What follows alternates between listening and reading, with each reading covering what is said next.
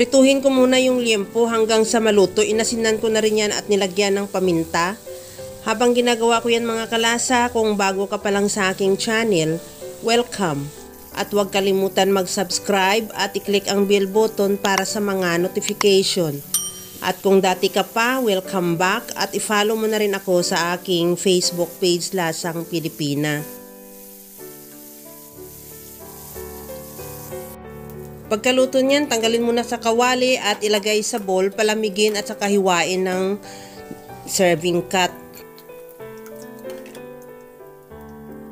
Sa disim na kawali, iprito ko na rin yung talong. Lutuin hanggang sa maluto at ganun din process, tanggalin muna sa kawali at isit aside.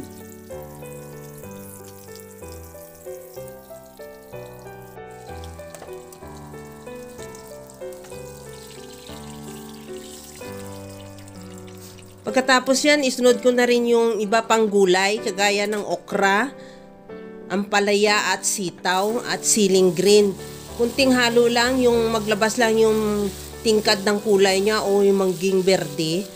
At maamoy mo na rin kung okay na rin yung ating gulay. Tanggalin muna ulit sa kawali at ilagay sa bowl at isit aside.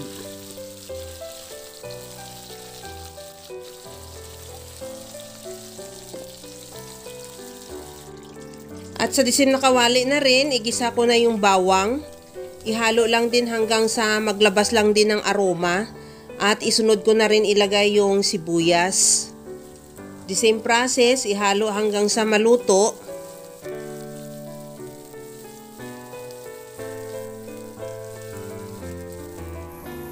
Ilagay ko na rin yung kamatis. Ihalo lang din hanggang sa maluto yung kamatis at isunod ko na rin ilagay dyan yung kalabasa. Ihalo lang din ng mabuti para maigisa na rin natin yung kalabasa sabay sa ating mga aromatic spices. At timplahan ko na yan ng bagoong isda. Ihalo lang din para mag-reduce lang din yung bagoong.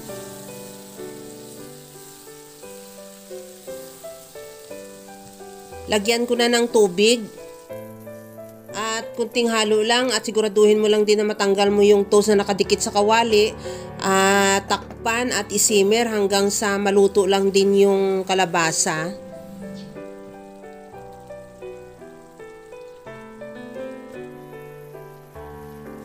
At sa puntong ito luto na rin yung kalabasa. Tikman ko muna kung kailangan pa natin ng iba pang panimpla. Maglagay ako ng kunting liquid seasoning at isunod ko na rin ilagay yung pinirito nating pork liempo kanina at lagyan ko na siya ng paminta, ihalo at isunod ko na rin dyan ilagay yung mga iba pang gulay na pinirito natin kanina.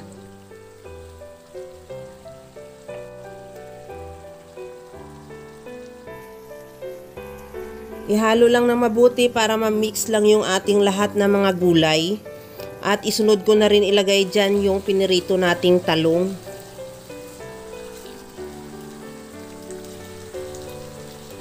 Kunting halo lang din since luto na rin yan mga lahat nating gulay. At ready to serve na yan yung ating napakasarap na simpleng pakbit na gulay. Kaya mga kalasa, kung nagustuhan mo yung ating video, please like na lang at pakishare na rin sa inyong mga friends. At kung bago ka pa lang sa aking channel, subscribe na at i-click mo na rin ang bell button para sa mga notification.